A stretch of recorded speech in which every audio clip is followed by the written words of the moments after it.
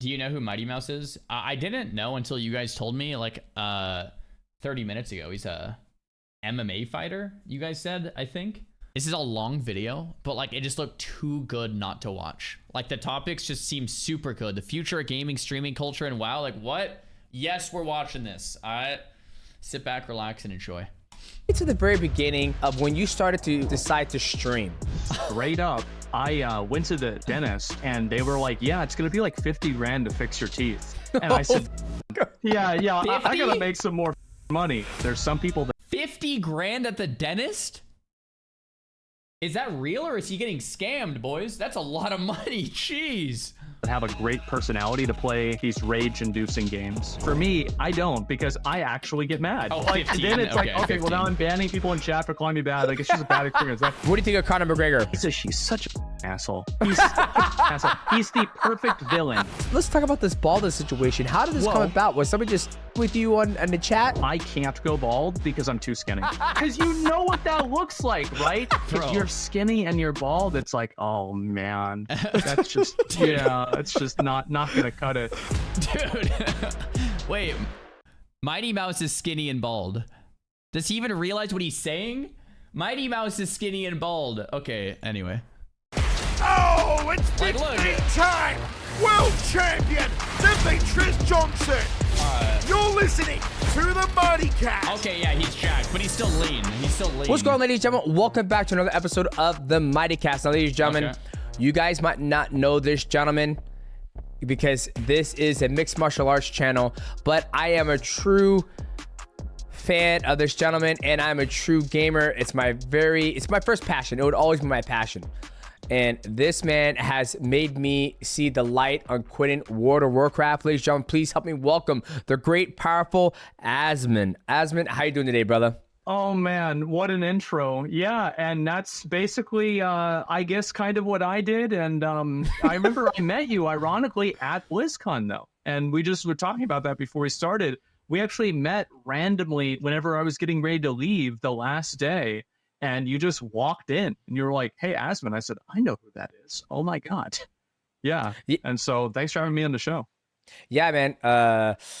Yeah, I didn't know where to start, man, but I'm going to start. Like, I think you're so intelligent. You're very creative. Thanks, man. You're absolutely hilarious. I love your eyebrows. I don't think you're going bald. Okay. I think you have luscious hair. It's going good. Walk me to the very beginning of when you started to decide to stream.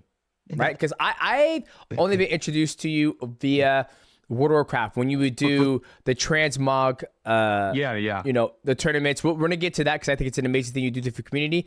But how did you get started on streaming, creating content?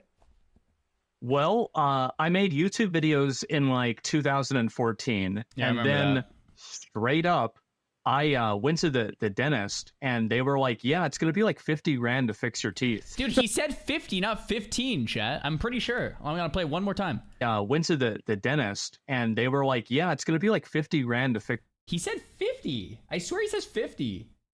There's no way a dentist is charging 50 grand for fixing teeth. Is he getting scammed? Like, that's insane. Am I out of, like, what? Holy crap. Fix your teeth. And I said, fuck. damn, yeah, I got to make some more fucking money. And so that, as soon as that happened, I started, hey, you know what? Maybe I'll start streaming. I'll see what's going to happen, right? Try and take things to the next level. And That's really interesting because, like, people ask me all the time, like, why should you start streaming? And I'm like, don't start streaming to make money because that's stupid. And Asmongold's over here, one of the most successful streamers, and he just said he started streaming to make money. So maybe I'm the idiot. so I started streaming just, you know, kind of whenever I was bored. I remember it was like my dad went on a vacation. And so a lot of days whenever I would normally go over to his house, I would just, in fact, instead go and stream and do that. And then I started doing that regularly and it started doing really well. Like, you know, my stream kind of like there's a lot of people who it takes them a long time for them to get popular. And I kind of did that work on YouTube. And so whenever I went onto Twitch, people kind of knew who I was because I had a couple of like semi-viral videos in like the WoW community at that time. And then I started like getting a lot more popular on Twitch and things kind of just snowballed from there. Like, that's basically what happened. Is I was like, yeah, I need to make some fucking money, and so I decided to do that. And okay. So just to clarify, the reason why I generally advise people against starting streaming to make money is because, well, I'm not, because you can make money in streaming, but it takes a very, very long time for that to actually happen. Your first many months might be like zero, right? For a while, and it might continue to be zero for like forever. But not only that, if you, I don't have these numbers, but I do know a lot of partnered streamers, and the majority of partner streamers that I know probably make minimum wage or less per hour if you divide how many hours they're putting into their stream based on how much they make.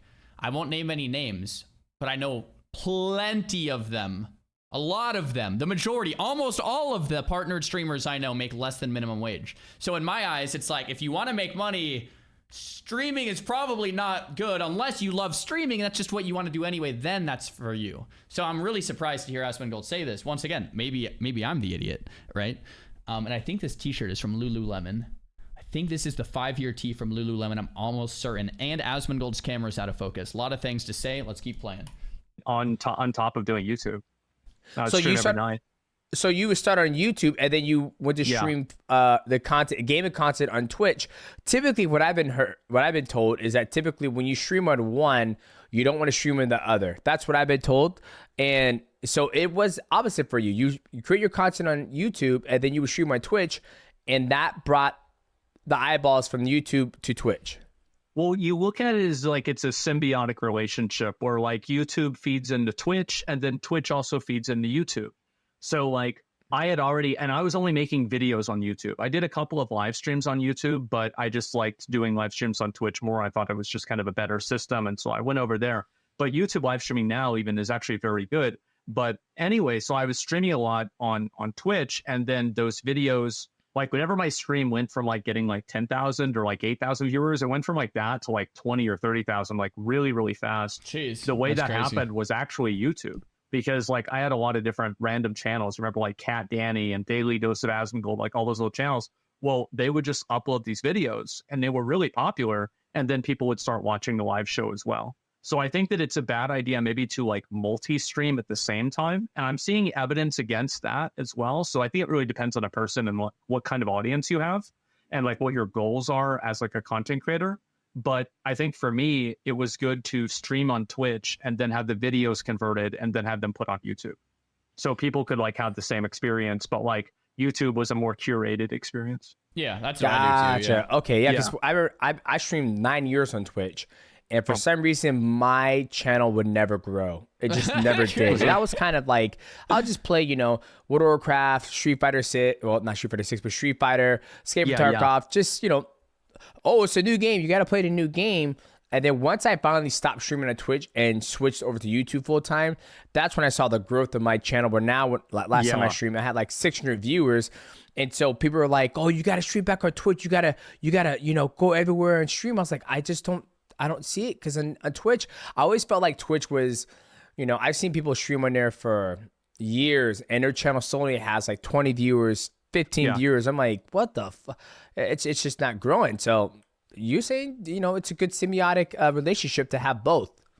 Well, it's like I looked up your channel, like it was like last night, and I saw your videos, and you have a lot of videos that are like getting like 100,000, over 200,000 views. Like your YouTube channel is doing amazing, man. And like, I think that's awesome.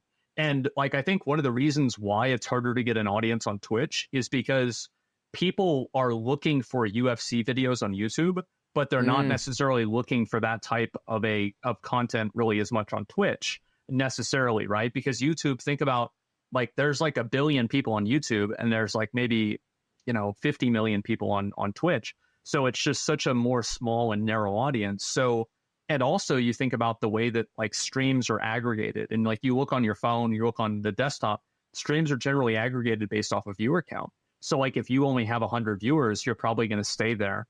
But if you get a lot of viewers, you're probably going to go up. And so it's like a snowball situation where it's like whenever you win, you keep winning. But whenever you're losing, you lose even more, right? Yeah. And definitely. so that's what ends up happening. And it's kind of a bad thing about the website, to be honest with you. I don't know how Twitch can really solve this problem, but I do think it is a problem.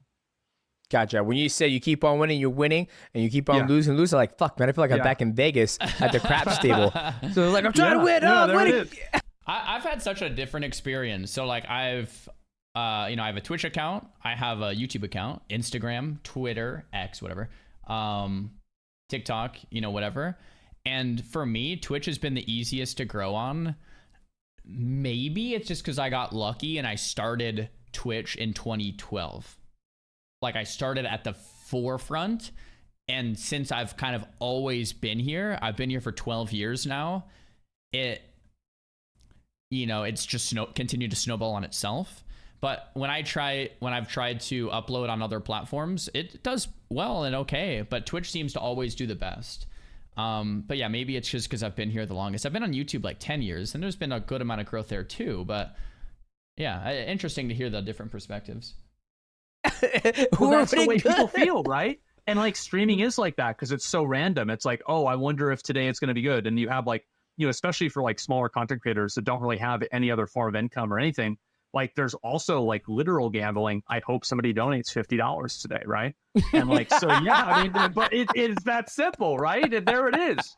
And so yeah, it's a crazy reward structure, and a lot of people get really attached to it. But my best advice for anybody is to not try to build a brand on Twitch. Try to build it on TikTok. Try to build it on YouTube. Basically anywhere else but Twitch. What's going on, guys? This video is sponsored. Yeah. So like you build the brand somewhere else and then you stream on Twitch and then people will eventually find you. That makes a lot of sense. Huh. Okay, and then he's doing a sponsor. Sponsored by G Fuel. Now, ladies and gentlemen, we all know G Fuel has amazing flavors for the energy formula. We're getting your caffeine along with the multivitamin. But now, G Fuel has come out a brand new product. Boom! G Fuel Energy Plus Protein, caffeine and protein. You're gonna get 15 grams of whey protein along with 140 milligrams of caffeine. It's a perfect combination to take before you go to the gym. I enjoy taking protein. Showback did, yeah. You can skip his ads. We'll watch. Caffeine is a great energy source. It's natural, and along with the protein, it's going to help supplement your muscles and replenish the muscles and when you break them down. So if you want to give G Fuel, the brand new Energy Plus Protein, a try, all you got to do is go to gfuel.com. And when you do that, make sure you use my promo code MIGHTY. Mighty. You save 20% for Mighty Mouse. Complete order. They have some delicious flavors. They got cafe mocha, French vanilla latte, bro. And they also have chocolate. If you guys out there, you love your caffeine and you love your damn coffee, look no further. Get the Energy Plus Protein G Fuel, brand new product. Don't wait. Go to gfuel.com. Promo code Mighty. Bro, back to the content. Got it. All right. But for you, it's worked out. Well, you started on YouTube, then you transition over to Twitch, and you still make your videos on Asmongold TV.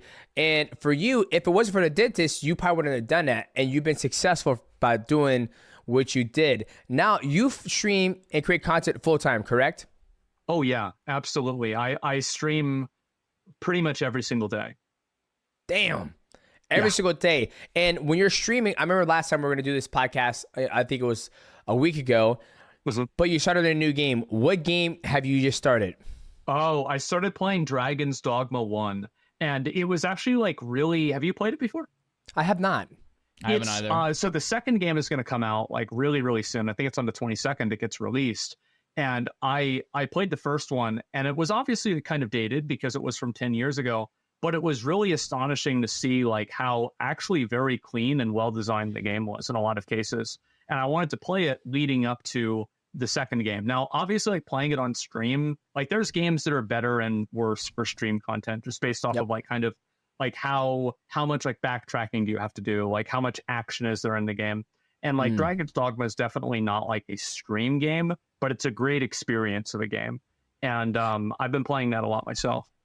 Gotcha. Now, how do you dictate what game is good to stream, what game is not? Like, let's say you really, like, for example, for me, I really enjoy playing Street Fighter 6. I love it. I get pissed off. I get emotional about it. I care about the game. I wanted the game to succeed. But when I stream it, it might get about 150, 200 views. But if, let's say I play UFC 5, which I don't really like playing the game, but I'm in the game, I'll get like, 1,300 to 2,000 viewers. how do you pick a game where it's like, okay, this is a game I'm going to stream, it's going to kill it? Or do you even stream? Well, I know you have two channels. You have Xaryu and then you have, Asmongold. Yeah. Which one, how do you decide, like, hey, I'm playing on this channel, I'm going to play on this game, on this channel? I think for me, like, there's a lot of games where you have to go into it with an expectation. Like, obviously, people are going to want to watch you play UFC because you're a fucking UFC champion. And so it's the same as, like, like there's like a person that's really good at Counter-Strike. And so people all want to watch them play Counter-Strike. Yeah, fair enough. And it's like Street Fighter is it's also like fighting and like martial arts in the same extent, but there's not like as much of a direct connection. It's the same as like a lot of people, it's hard to branch out into that. But I do think that like people would want to watch you play Street Fighter because Street Fighter also is it's a popular game, right? There's a lot of people. Like, I think Street Fighter 6 is totally popped off. It's been way bigger than I think Street Fighter 5 was. Yeah, it's good. I mean, the mechanics they done with the game, it's just absolutely... Yeah, so like I can relate, right? So like when I play WoW PvP, like that's generally what people like to watch me do because that's what I grew my channel doing. But when I branch out to other stuff, there's less people that care about it. And I guess like that my expectation is set for that. But at the same time, I'm maturing as a player and as a person, and I want to do other things than just play WoW PvP for the rest of my life. So that's also the reality that I want to branch out and do other stuff, right? I think that expectation point is pretty good. Going back to the note before that, Baldur's Gate 3 for me was like one of those games that was like a beautiful game in itself, but it seemed like a really, really, really tough game to stream, right? Because you couldn't really interact with the chat at all, or ever, right? Because there's constant dialogue in the game and constant thinking in the game, right? It's like you're constantly thinking about that next move. It's really, really hard to engage and talk and be a streamer when you're playing a game like that. So I don't know. There are examples of games that are like inherently really, really good to stream. Like for me, I thought hardcore was a really, really good genre of game to stream. Hardcore WoW or hardcore really anything, because people want to tune in to see if you've died, but there's so much downtime too that you can interact with the chat pretty well too. Prime, it's moist. Mm-hmm. Yeah, I've watched a lot of gameplay for it, actually. I'm not really a big player of it myself. I don't really play fighting games, but I like watching them. It might sound weird, but that's generally how it is. And I think for me, deciding like which game to stream versus which one that I don't want to stream, what I kind of base that off of is like how fast is the content happening? How much do I have to kind of put myself into the content? Like how repetitive is the content? And so, and also it's like your personality. Like, for example, like there's some people that have a great personality to play, like, for example, like these rage inducing games. Like for me, I don't, because I actually get mad. And so like, then it's like, okay, well now I'm banning people in chat for calling me bad. Like it's just a bad experience. Like, I'm just an asshole, right? That's it. And so it's like, maybe I shouldn't play that kind of a game. So I try to look for games that like really fit my... But it's fun to watch people who authentically rage too, right? Like if someone's authentically getting upset, like for me, like 10 years ago, I actually would, but like for me nowadays, I don't really get that upset at games. Like, you know what? It's like, okay, all right, that happened. All right, whatever. But it is fun to watch people like authentically like be like really invested and really upset about things. I guess like in hardcore, like if I played my druid, lost hundreds of hours and then lost all of those hours. Okay. Personality more than, like just I don't think a good stream game is like always objective. There's like some objective measurements, sure. But like there's also a lot of subjective measurements with like kind of what type of vibe do you go for? What's your personality? And like how does it fit with a certain game or the way that you play a certain game even? Gotcha. No, I love it. Like I always love when you would play WoW and you would always give your honest critique of every expansion that comes out. Like I'll sit there, listen to it. And when Shadowlands came out, so I give you some background of when I started playing WoW. I started playing WoW in Burning Crusade. I was training at the gym. My buddy was like, dude, you got to play this game. They got this badass guy named Illidan. He's got these two swords, there's, the Shards of Azimuth, I think it was called. Yeah. There it is. He was like, you got to get it, man. It's when you go to, Electronic Boutique, you get the game, you get the disc, you see the Blood Elves, the Draenei. Went home, started playing it, fell in love with the game. I was also training full time, so I didn't have the opportunity to find a guild or anything like that. I was always doing, pick me ups. And my favorite raid was Karazhan. My favorite fight was the Morose fight where you fight him at the dinner table. Yeah. And I played, Burning Crusade, Wrath of the Lich King, and actually played the one before Burning Crusade, which was Warcraft 3, the Frozen Throne, right? Oh, yeah. I went so hard on that game. Yeah, I remember whenever it came out. So I remember playing that, and then the game basically took off. Like the game, World of Warcraft started after that, but Burning Crusade started right after that, after Warcraft. Fast forward, I didn't play Mist of Pandaria. I played Cataclysm. I played Warlords of Draenei, and then I played what's after that one? That's Legion, I believe, right? Legion? Yeah, after WoD, it was Legion. Yeah, Legion, and then Battle of Azeroth, and then Shadowlands. Shadowlands is when it all fell apart for me. And what killed it for me was, I remember I was a rogue, and I was like, I'm gonna go Kyrian, because you wanted, the buff when you hit your Kyrian specialty.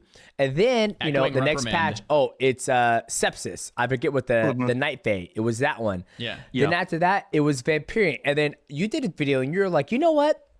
You know about WoW? Your eyebrows are fucking talking for you. It's doing its thing.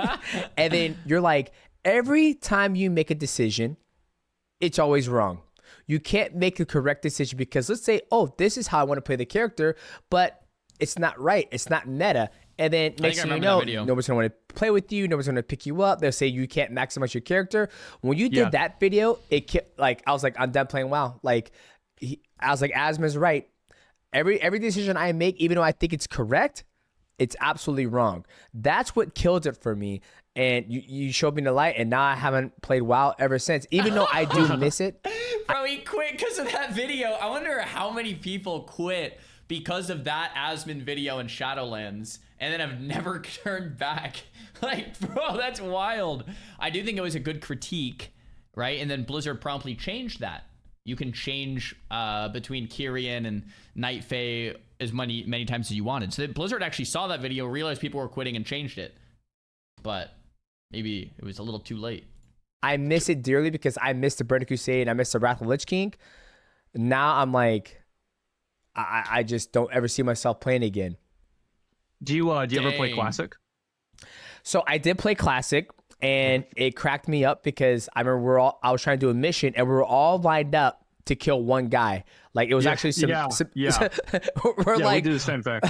Like it's like, dude, when is this character going to spawn so I can kill it? And then we all had a line. Yeah. So I tried to play Classic, but I just couldn't get into it. It was just so hard to do it. Yeah, I mean, like Classic, there's a lot of time and investment you have to do. And like Season of Discovery is like kind of that in-between point. Like if I was going to suggest anybody to come back and play WoW at all, it would probably be to try Season of Discovery, especially since now you have like more experience in it and everything like that. You can get more, like you level up faster basically.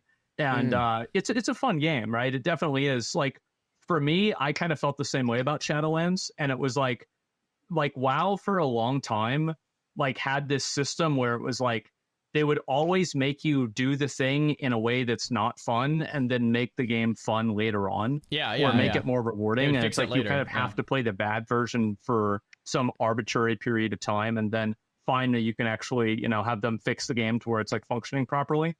And I think that Blizzard kind of got away from that with Dragonflight, but the issue is that like the storyline and like the premise of Dragonflight, I don't think really resonates with a lot of people. It's like kind of, in my opinion, I think it's like really kind of like too soft, right? Especially compared to like how badass Illidan was or Warcraft 3. Fair enough. It's not. I'm like, what is this? Like, like this. It's like every time is like the characters talking about how like they feel like hugging each other. Like, I just want to have like two dudes like like Garrosh and Thrall like beating the shit out of each other. What is this? And so like Dragonflight is like not really that same kind of vibe. But I mean, Classic WoW still has that community to it, which is great. But you're right. Like WoW definitely isn't the same as like the way it used to be. I mean, even like 5 years ago, I think that like having BFA and like all the problems that were in BFA, and then Shadowlands to come in after that, and then like there was also that weird like sexual stuff and like the Blizzard offices. Oh yeah, I forgot about that. Yeah. On top of that, Dragonflight was kind of like a what is this expansion? Bad time. I just think like wow, they kind of need to just do like a hard reboot of the game, I think. Yeah. Well, I felt like there was one point in time where Blizzard was like top dog when it came to PC gaming. when like For Diablo years. 2 came out. Yeah. And World of Warcraft, Burning Crusade, Wrath of the Tree came out. It was almost like they would call it the era of like Capcom, where Capcom had Devil May Cry. It had all the bangers for PlayStation 2. Monster Hunter, yeah. Monster Hunter. It was just, they were just killing it. And I felt like now Blizzard is having a hard time struggling because Diablo 4 was a big letdown for me. Like when I played Diablo 4, I was like super excited about it. I love Diablo 2. Diablo 3 was kind of wishy-washy. You do your rifts, and next thing you know, you got a weapon that's doing like 9 million damage. It's like, why do I need to do something with 9 million damage? Like, how fucking much health does this guy have? Yeah. And it just completely lost me. And like now, seeing where they're at with Dragonflight, Diablo 4 is pretty much a dud. I just saw you do a video about it. Like, Diablo 4, they fooled us or whatever. Like it makes me sad to see it, but it's like, how can a company so big keep taking L's? I think that's the reason. Because they're that big. That's what it is. Well, it's like you think about it, right? And if you have like Diablo had like what 600-700 people working on the game. Like, think about how long it takes to get a consensus on anything with 600 people. Think about how long it takes to like solve a problem whenever there's like 600 people, like 7 different levels of like administration that it has to go through and red tape. Then on top of that, there's like console compatibility that it has to do. Like you put all of these things together, and I think that these big studios, like for example, Blizzard, Ubisoft, EA is kind of like this, Activision. Like they become too big instead of to fail. They become too big to succeed. They're really so big interesting that they can't move and like pivot and be agile enough to respond to what communities want and what players want. It's a good because point. like they make a decision and then that decision takes 5 years to happen. Well, in 5 years, the entire gaming landscape is going to be totally different. And you see that with like Heroes of the Storm, right? Or like other games like that. Yeah. Gaming just moves so fast, right? You just have to pivot so fast and move so fast. And I've always thought this too, with like technology moving so quickly. And you think about like a good MMO, how long it takes to develop. And it's like that MMO might take 5-10 years of development time if it's going to be good. Like you can probably pump out an MMO in like a year or two, but it's going to be trash. Like you need like good like 5+ years to make a great MMO, and that's what Riot seems to be doing, which I'm very excited about. But if you've been working on something for 5 or 10 years, wouldn't the technology and consumer desire shift in that time period as well? And then it starts to make that mark that you're trying to hit. It's just constantly moving. It seems like a very tricky task.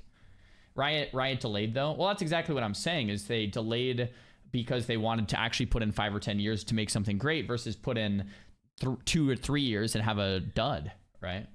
It's too slow. That quote you just said, the company's too big to succeed. And what was the other part of it? That's it, right? It's to be succeed. It's like turning a ship, right? It's like, for example, like if you were in like a very small Viking longboat, you could have easily just turned away from the iceberg, right? That's the Titanic hit. Dang, but what a an big analogy. ship like that can't turn and move that fast. And I think that's really that's the world that we're in. And you're seeing a lot of these like really small games, like things like Vampire Survivors and like all of the other clones that spawned off of, Helldivers 2.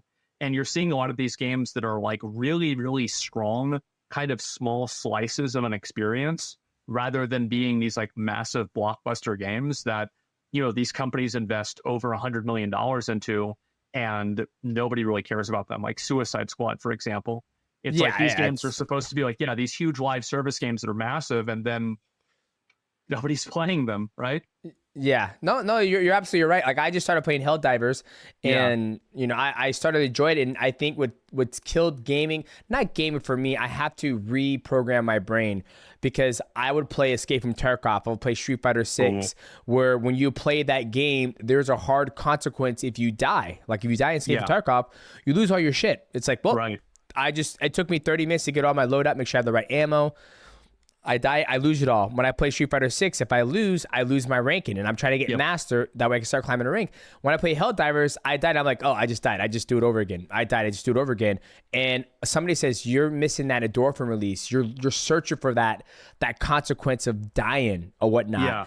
And I'm trying to reprogram myself and get into Helldivers. And so far, I think the game's done very well. It reminds me of playing hardcore WoW, and you are, grasping at anything you can do to survive in any situation, and then you play you go play retail or like any other version of non-hardcore WoW, and you die and just like nothing happens. It's just like super different. Or if you're going from normal WoW and you swap to hardcore WoW, and then it's like you forget you're playing hardcore for a second, and you just kind of play a little sloppy, and you run in and you pull like 5 mobs, and you're like, oh crap, this is hardcore. If I'm dead like hundreds of hours down the drain here, I'm kind of curious to see what type of content they're going to keep on releasing down the line to keep players coming back for more, right? Like, if I do, the best experience I've had in a game so far is playing that little mini game on the ship. Like I know what you're talking about. Yeah. Yeah. I was like, guys, I'm just down to play this game. Like, I don't need to go shoot bugs. I'll just keep going. Yeah. But that makes sense. Like having a smaller company that can be able to navigate in the ocean and dodge, icebergs or wreckage ship or whatever is a lot more, I could say, applicable to be successful. But if you have a big Viking ship, and it's like, guys, 700 people, we need to check what this guy's doing, what he's really going to do.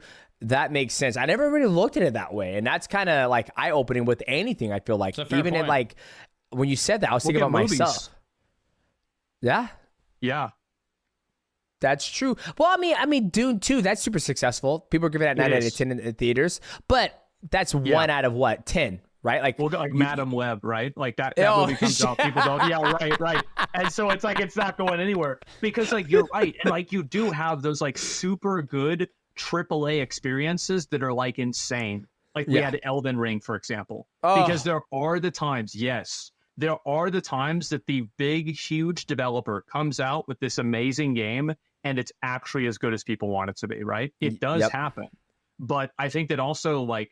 And that's kind of like the issue is that whenever it doesn't, like whenever you have like a smaller scale game that doesn't really hit, well, it's like, okay, well, we're out, like $20 million, $10 million, $50 million. Yeah, it's just 20 million. Bad. That's very bad, but it's nothing in the same realm as being out $500 million.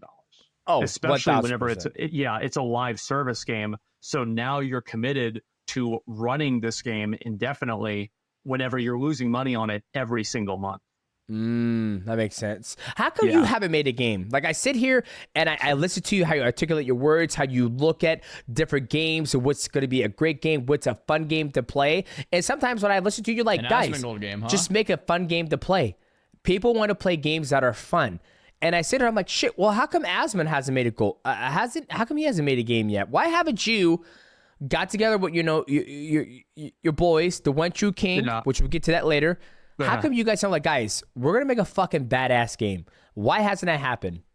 Well, the reason why is because I actually am working. Like we started a publishing company to publish different games, Mad Mushroom, and we are going to be like publishing games and like working with developers. But the reason why I don't want to be directly involved with making a game is because I don't understand programming and I don't understand the way that a game is made on like a super fundamental, like nuts and bolts level.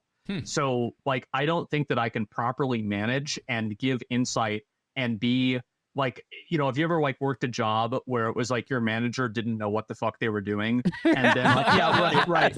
Yeah. And so like, I don't want to be that guy that's like, oh yeah, just go fix it whenever I don't have any frame. I think Asmon would have a lot of good insight to developing a game. I would agree with Asmon that being the CEO would be different, right? If you're the CEO, it might be a bit different. But if he was an advisor to the CEO or something like that, they could maybe cook something up pretty nice, right? It's like, well, Asmon, what do you actually think about this direction? It's not like he's the one necessarily giving the orders, but having some say on the direction of things could work.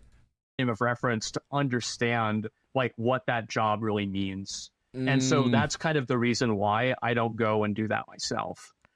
But I do want to be part of making a game or being involved in the game, but I don't want to be directly involved because I don't feel like that's not really that's not what I'm good at, really.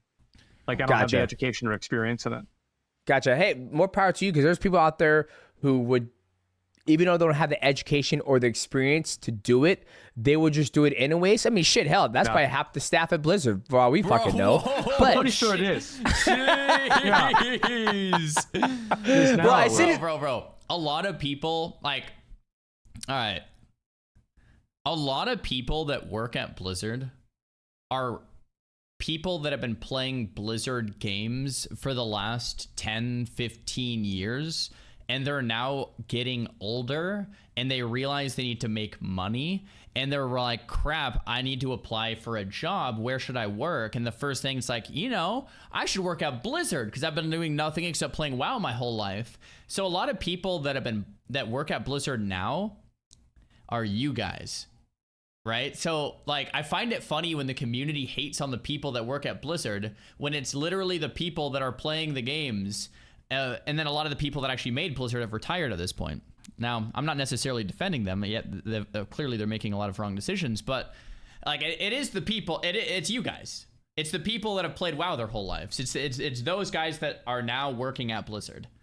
It's the community. It's the WoW community, right?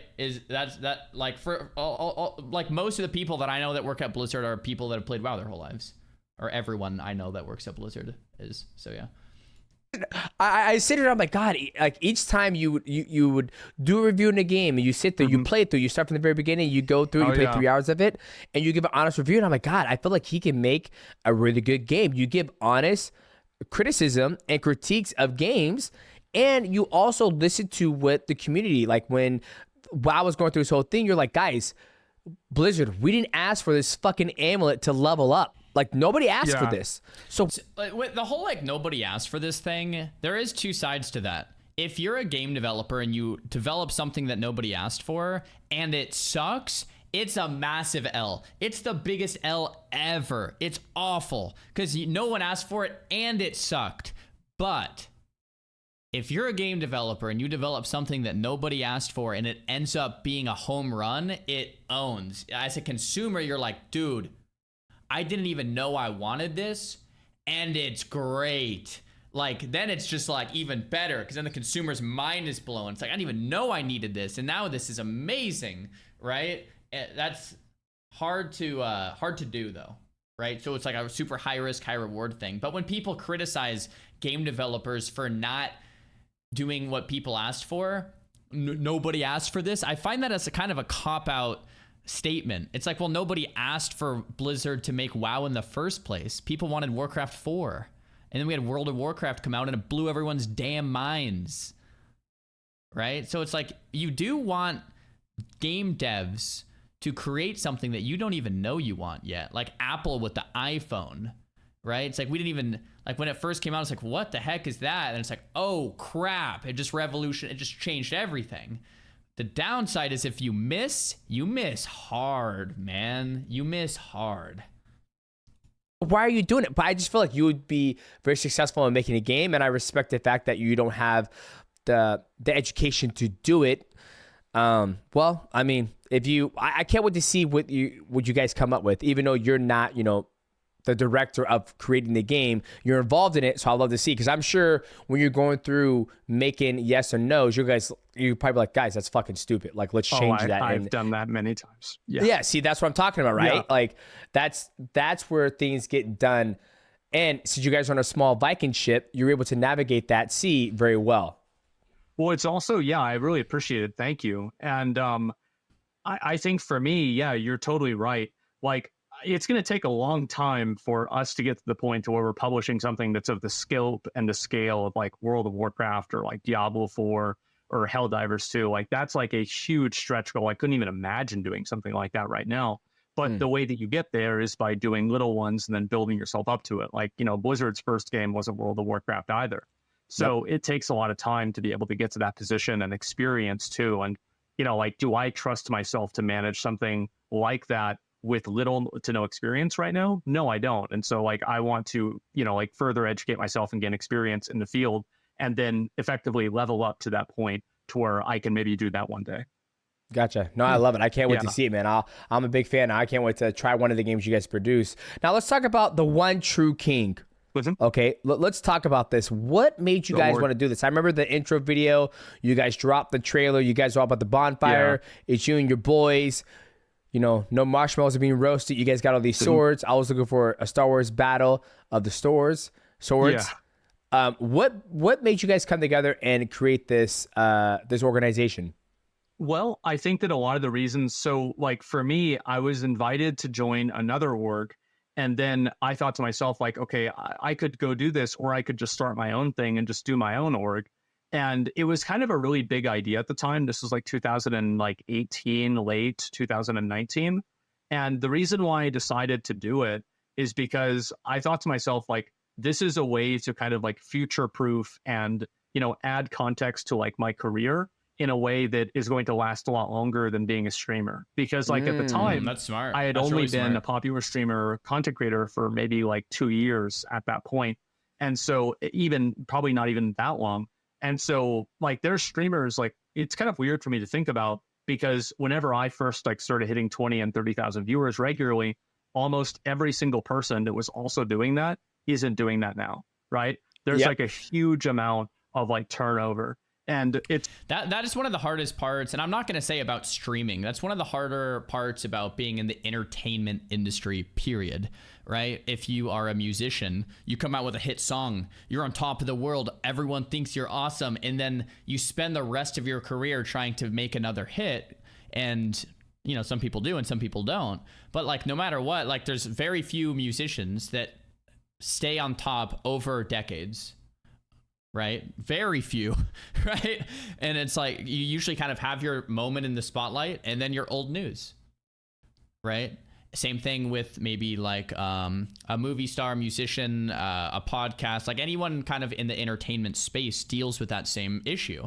As a streamer, you definitely deal with that, right? It's like you create something, everyone loves it, and then you're kind of last week's news, you know, and then people kind of toss you to the side and want some new stuff. And I'm not saying that's a consumer issue. That's just the nature of being in the entertainment business, right? I'm not saying that's like the consumer doesn't have any loyalty necessarily. It's like, well, we want just something that's going to be entertaining, period, right? If they find you entertaining for a long enough period, and some people will have a stream that lasts over 10 years. I mean, dude, I'm grateful. I've been streaming for 12. That's actually pretty crazy.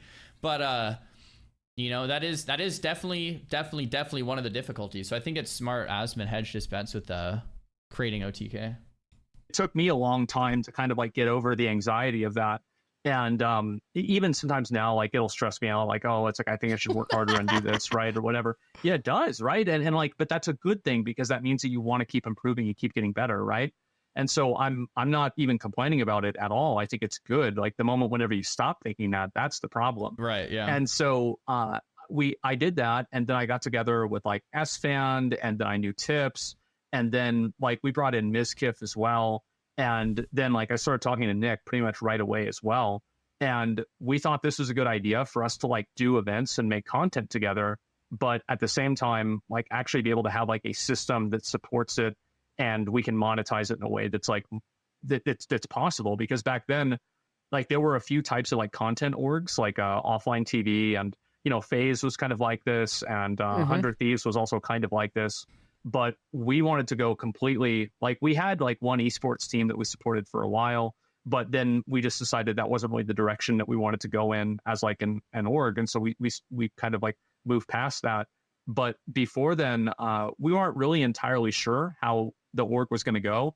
And, you know, as time went on, like obviously like different things happened. And then we started Starforge, and then we started, you know, like Mythic Talent.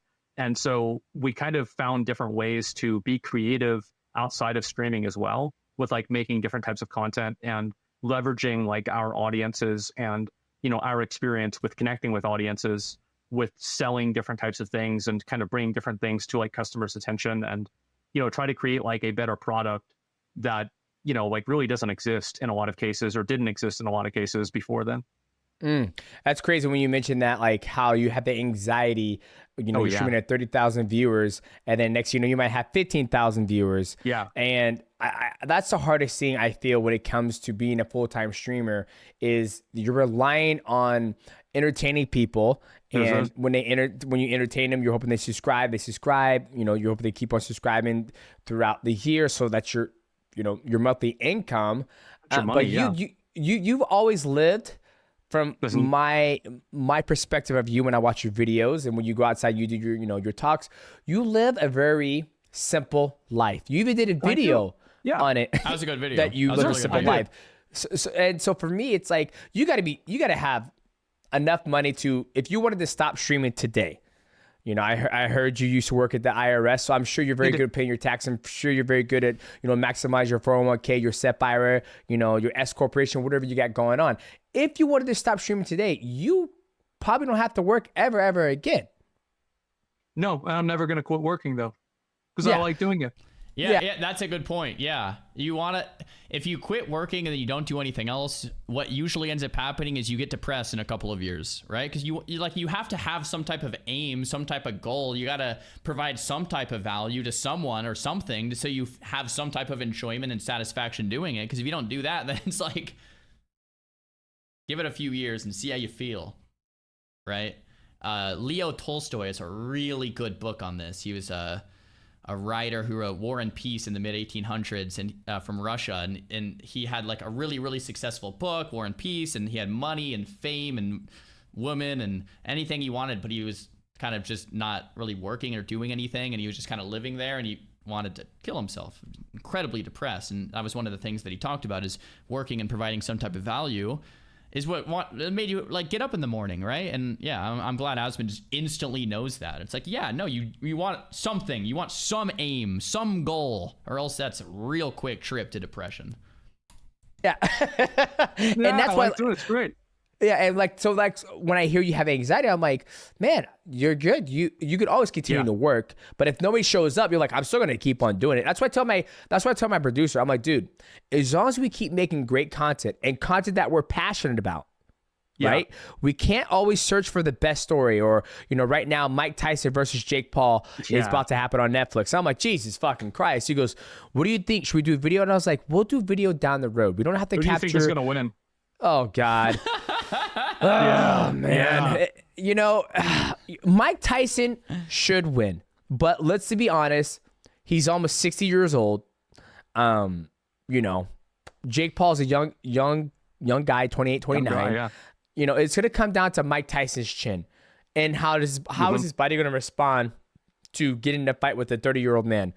That's what it's going to come down to, because Jake Paul will never have the accolades or the skill set or the knowledge that Mike Tyson had, just because he's not going to go through that. But Mike Tyson's black ass is better win. Who do you think's going to win, Asmon? I think that if it was, so it's an exhibition match, right? So like, it's not going to go into like a knockout. I think that if it went into a knockout, I think that if Mike Tyson didn't knock him out in the first 3 to 5 rounds, Jake Paul would win. Because like, as I said, like you look at all these clips of like Mike Tyson fighting, I've seen them. They're very, very short, and he is almost 60. And it's like, I mean, I wouldn't want to fuck with him either, right? I mean, oh my God. Mike Tyson, like in my opinion, he's like one of the best boxers of all time, right? He's a god. And so it's like, absolutely, I would not want to deal with that. But Jake Paul is, I mean, he's won a lot of fights and he is in shape. And it's not like, I mean, this guy's not the greatest fighter of all time. Absolutely not. But at the same time, he just has such a massive genetic advantage because he's 30 and Mike Tyson's almost 60. And I think if the fight goes too long, I'm worried Mike Tyson's just going to run out of gas. Yeah. That's what I think is going to happen. But I don't know. I mean, the last time Mike Tyson fought, he got high as fuck in the locker room. That's what he said when he fought Roy Jones Jr. He goes, man, I got high just so I can move around and feel good or whatnot. Since we switched it over to fighting, do you watch mixed martial arts? I do if I have the opportunity to. Like if it's on somewhere, I'll definitely pay attention to it and watch it. Like for example, like Miskiff did that event and I watched that event. I thought that was pretty fun to watch. And just any other time, I'll definitely pay attention to it. Like I don't really spend a lot of time watching it like just on my own, like by myself, but I do really like it a lot. I like watching it. Like I remember I was talking to somebody and like we were talking about you and I was like, yeah, you were doing like real anime shit. That's what I told them whenever we were talking about it. So like, yeah, I'm familiar with it though. I definitely am. Do you have any favorite fighters you like to watch? I mean, I just try to pick gauge like, do you have any favorite fighters? I don't know if I really do. I don't know if I'm that into it. Like I'm for. I don't watch MMA, so I'm sitting here silently. I have no comment on the fight. Don't watch MMA. Yeah. Familiar with who the fighters are, and like What do you think of Conor McGregor? What do you think of Conor? Like, he's such a fucking asshole. He's such a fucking asshole. He is, and he's great. He's the perfect villain, right? Like he's like the perfect mix of. Okay, like, I did watch Conor's fights because those were fun, but I don't really watch besides that. Being a kind of like a good guy and a bad guy at the same time, and it's like I was kind of happy whenever he lost against Floyd Mayweather, and whenever Khabib beat the shit out of him, I was like, that's what you get. You know, you're such a dick. And it's like, I like Conor McGregor, but he definitely does play that character where it's like, you want to see him win, and you also want to see him get his ass beat. Well said. Gotcha. Everybody knows who Conor is. I remember I was playing Counter-Strike one day, and they're like, and I was streaming, they said, the chat was like, hey, ask if they know who Conor McGregor is. And I was like, you guys know who Conor McGregor is? They're like, of course we do. You think you're living on a fucking rock? I was like, oh, do you know who Demetrius Johnson is? He goes, nah, we don't know who that guy is. I was like, oh, well, fuck it. Let's just keep on playing, guys. Oh, man. It's good. definitely like some of those fighters are like really, really well known. UFC's blown up in a huge way recently. Yeah, it has. I mean, it's now, I mean, I work out at a gym right now at UFC Fit, and every single day I'm working out, you have ESPN on, you have the football highlights on, even though football's over, you have basketball, you have some fights on, but every single, Monday, Tuesday, it's always talking about the fights that just happened over the weekend. And I tell everybody, like, it is a marketing machine. Like, in the United States of America, it's all UFC. If you go over in Asia, it's one championship, and it's just those two monsters. It's one championship and the UFC. Yeah, I mean, I think it makes a lot of sense because, like, especially with UFC, you have like actual characters, whereas like in sports, there isn't like the same type of interest and intrigue.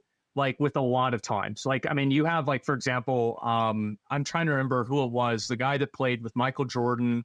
And he like went to North Korea. Who I'm thinking of, right? Dennis Rodman. Dennis Rodman, there it is, right? Yep. And he's such a good character, right? And you need more people like that are just like really interesting. And just to relate this back to what I know, WoW Esports, it's super fun to watch the teams from the players of the players and the teams and their characters are developed, right? Think of like Peekaboo. He's a riot to watch, he's an absolute character. He's a noob, right? And you're watching him on his streams the night before, and he's drinking and having a good time and like celebrating, and you watch him the next day, and whether he wins or loses, it doesn't matter. You just want to watch him play. Maybe that's just me because I'm his friend too, but I think a lot of people could agree with that. Like, you need that character to be excited to watch. Like, for me, I haven't watched like almost any MMA, but I did watch the Conor fights because he was such a character. So yeah, I completely agree. I think that the fact that like Dana White and UFC just pretty much let the fighters do whatever they want, say whatever they want, it makes them characters. And so a lot of people like want to tune in to watch them because they're actually interesting people. And like, I think that's the big component that UFC has that a lot of like traditional sports doesn't have as much because it's a lot more control. Gotcha. Now, do you do any working out yourself? I know you watch mixed martial arts. Do you go to the gym and try any MMA? I know Mizkif has his own gym or whatnot. That's where he did his last fight. Are you into, bringing a sweat? I mean, I definitely think I should. Like, I really do. I do exercise a little bit. I have like some weights down here, and I did that sometimes, but like not really. I need to exercise a lot more, to be honest with you. But yeah, I mean, I used to exercise pretty regularly. I used to be very fit before I played World of Warcraft. And then I started playing, and that kind of stopped happening. And otherwise, yeah, I mean, I like the whole idea of like being athletic, at least to an extent too. Because like for me, I mean, I've always been like very skinny and like naturally like feeling pretty, I would say, good. And so I'm getting a bit older now, so I want to make sure that keeps happening. Gotcha. Yeah. Okay, let's talk about the bald situation. Balding. Oh, yeah. Okay, now I'm bald. Okay, and Yeah, before, but he said, yeah. by choice, or is it just how it is? Unfortunately, it is about how it is. But I have accepted it and only grow the cul-de-sac right here, and so I just, bro, when you accept it and you're just like, yeah, I'm bald, and you just like display it with confidence, I feel like there's no issue. Like I never once in this interview was like, oh, this guy's bald. You know, it's like, dude, he looks fantastic. You know, like it doesn't, like if you just accept the baldness and you just shave it and you're just going, like I feel like nobody cares. It's just all in your head, you know? Bigot, but you know, I remember Ash's Creation, they made a character of you. I don't think they made you bald. I can't remember when somebody made you bald in a game, and you guys like, guys, I'm not going bald. And then all of a sudden, I feel like you grew your hair out. You got a ponytail now. Let's talk about this baldness situation. How did this come about? Was somebody just fucking with you on the chat? Well, it's the reason why people call me bald is because I am balding. I do have a receding hairline, and that's the reason why. And it's like because I was actually talking about this in my chat today, and like the truth is that like my hairline hasn't really gotten that much worse ever since I was like 24 or 23. Yeah, but it's definitely fucked up, right? And to me, like I don't really know why. I mean, every guy in my family is pretty much kind of bald and like has like receding hairline, so I've kind of got things stacked against me.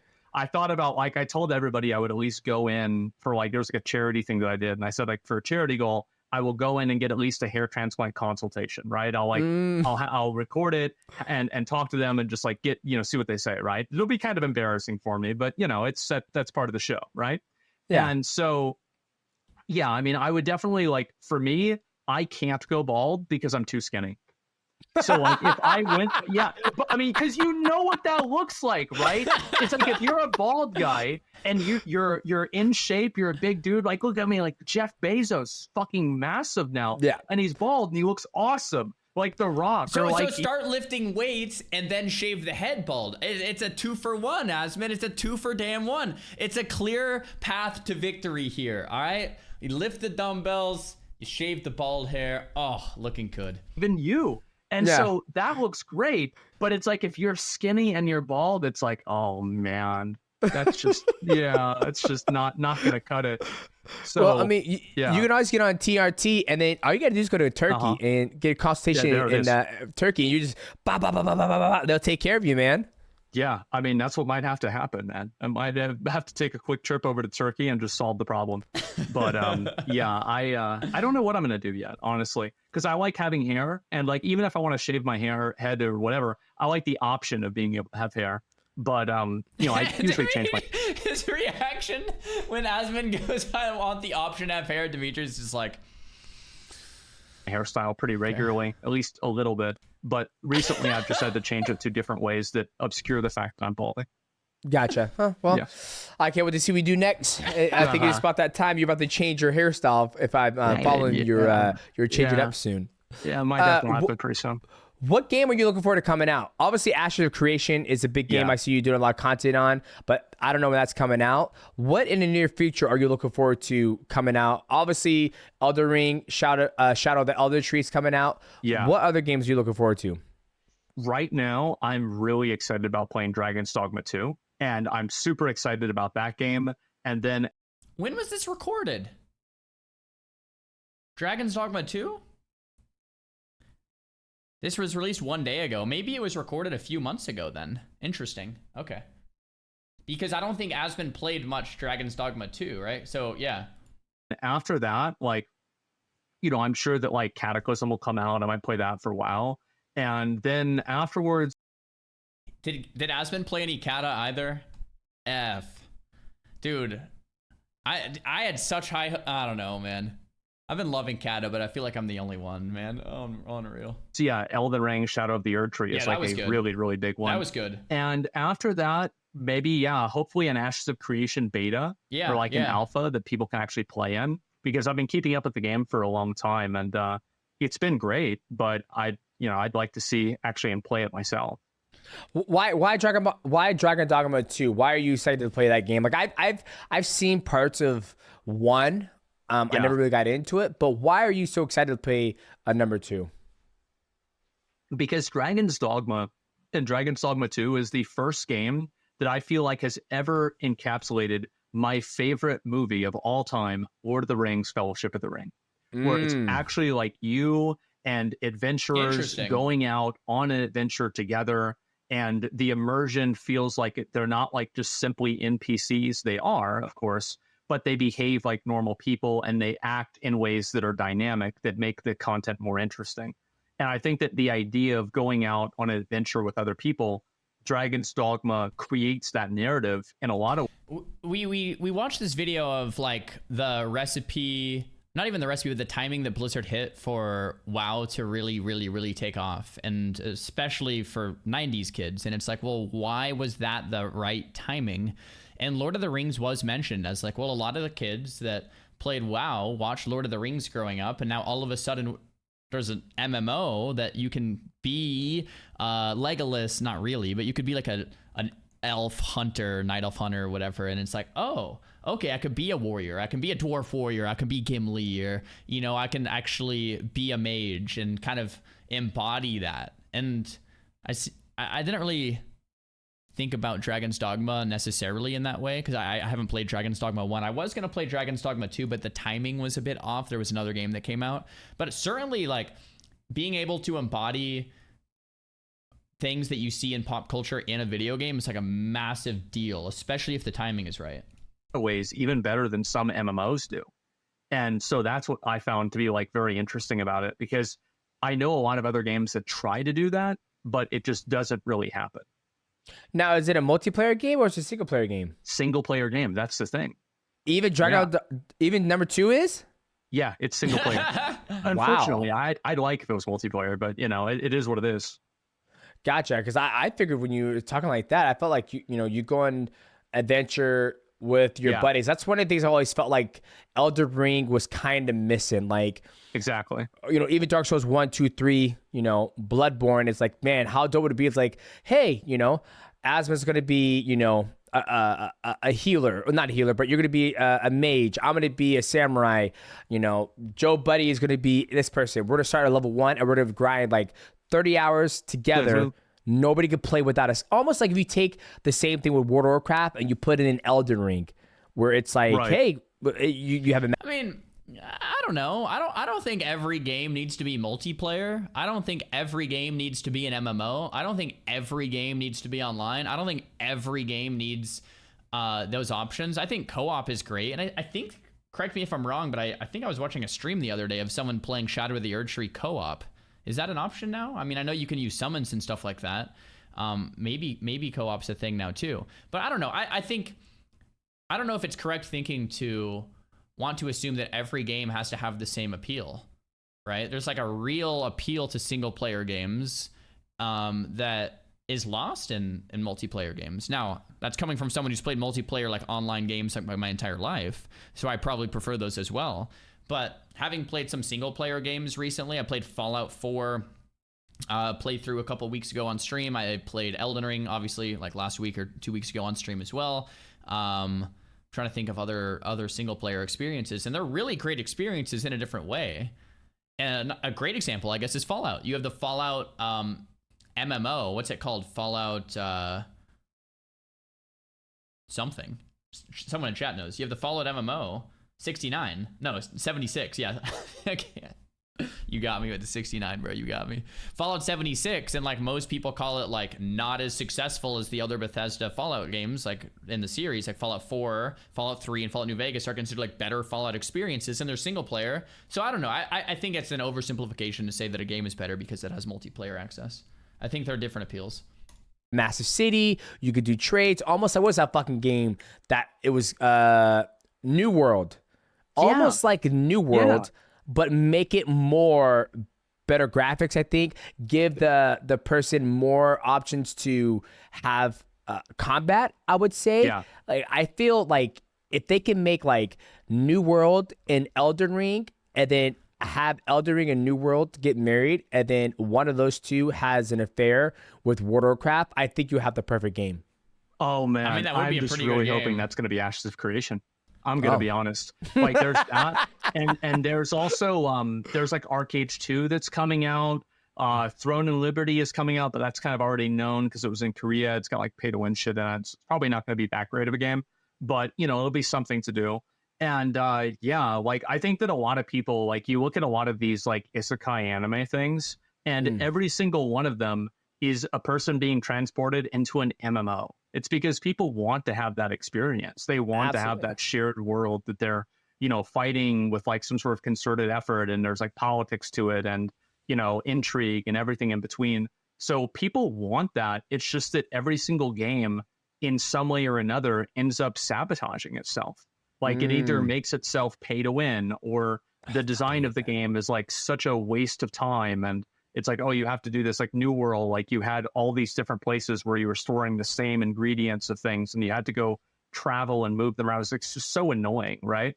And yeah, that's I agree. And New World changed that at some point.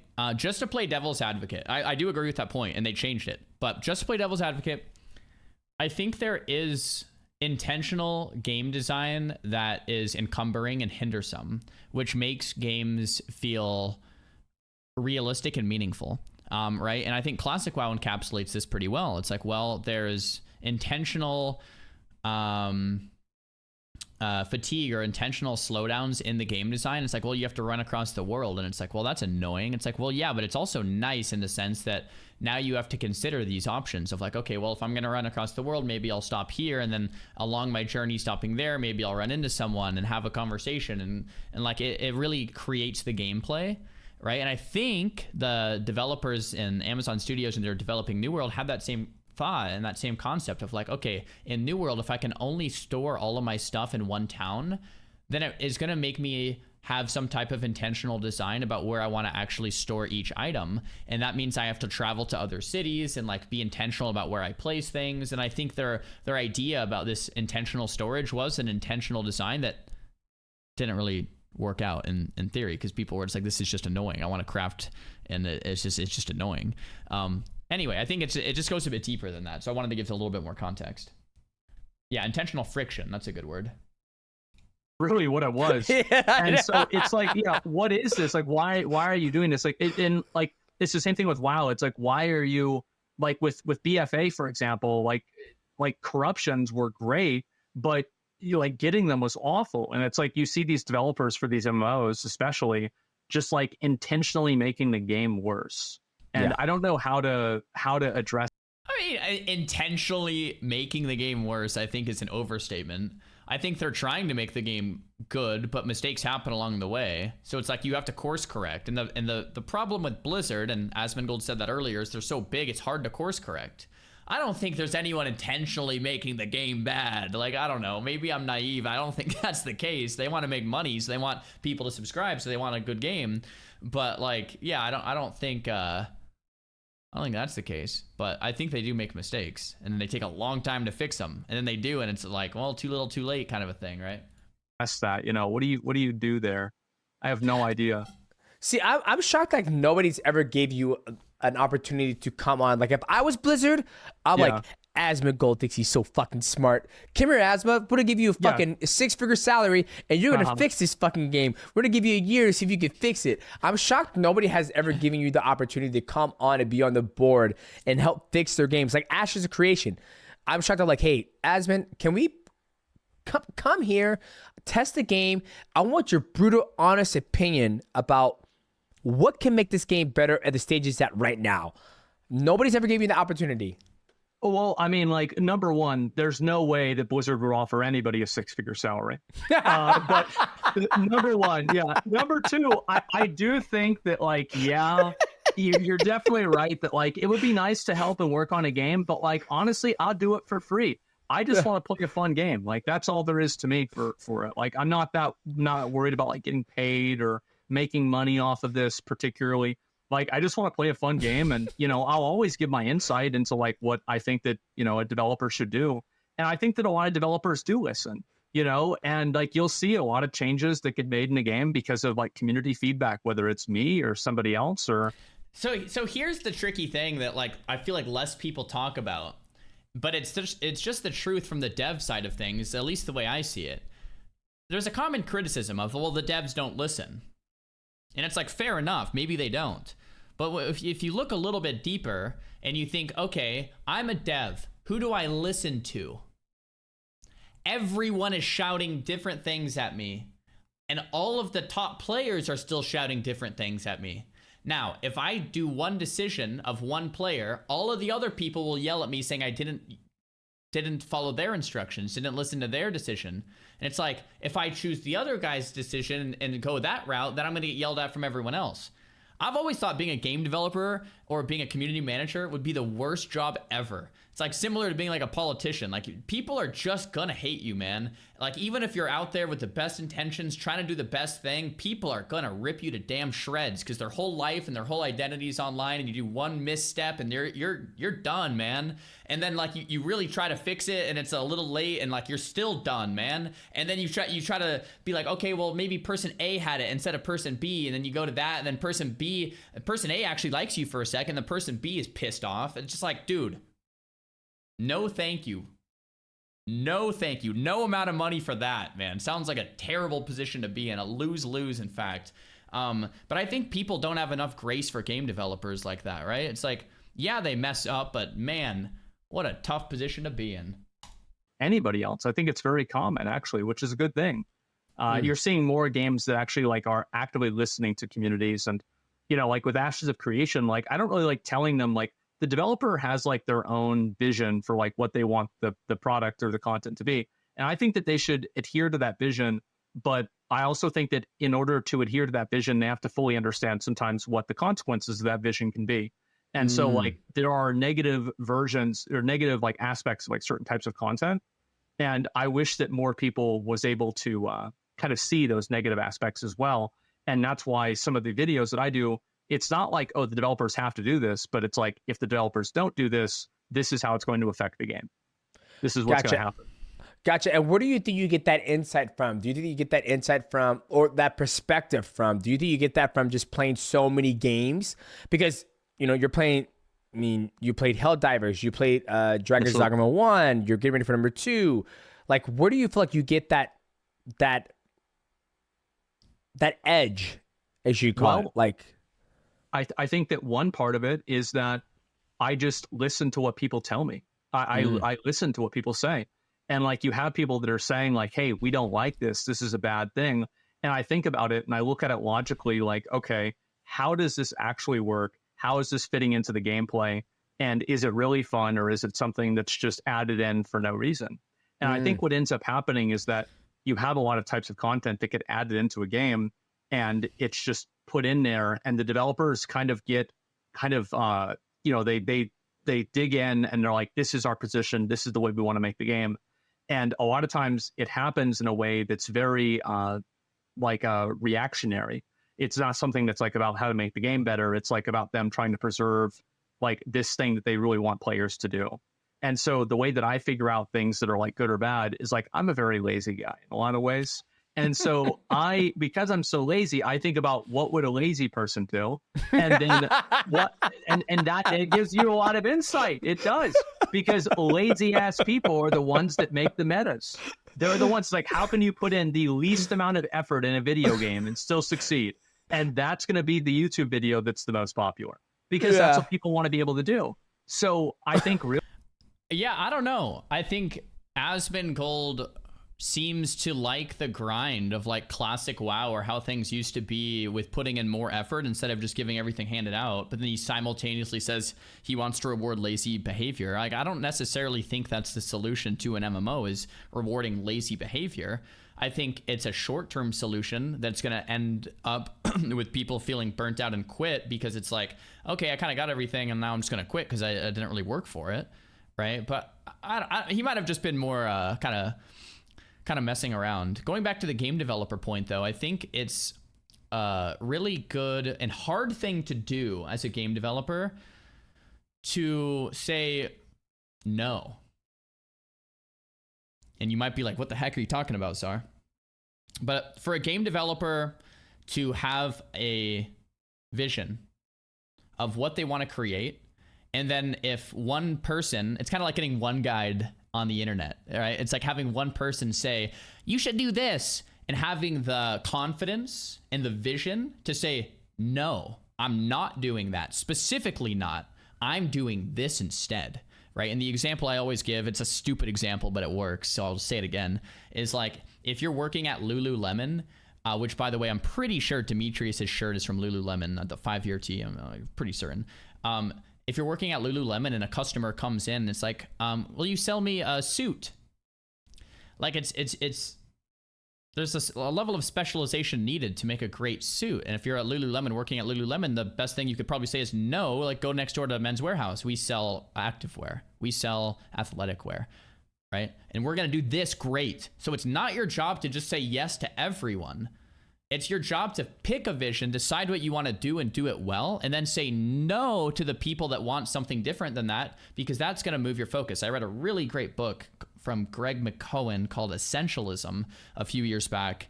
And the book talks about if you spread your energy too thin, you become a jack of all trades, you get nothing really done at all. And if you focus on one thing and do it really well, that's how you make progress, right? And it's like the same thing. If you want to make a really, really great game, a lot of the power in that is coming from saying no, which is counterintuitive because all the players are probably like, well, just say yes, just do what we want. It's like, well, everyone wants different stuff, man. So you have to say no to almost everyone to make something truly great and do that one thing very, very well. Very counterintuitive to a lot of things that you might like see online, but I think that's closer to the truth, right?